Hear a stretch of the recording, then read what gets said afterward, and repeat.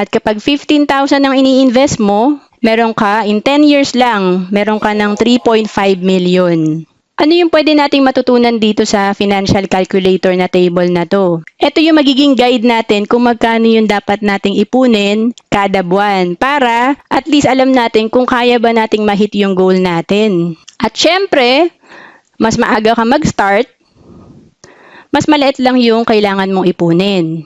At kung mas malaki ang iniipon mo, mas mabilis kang makakapag-retire.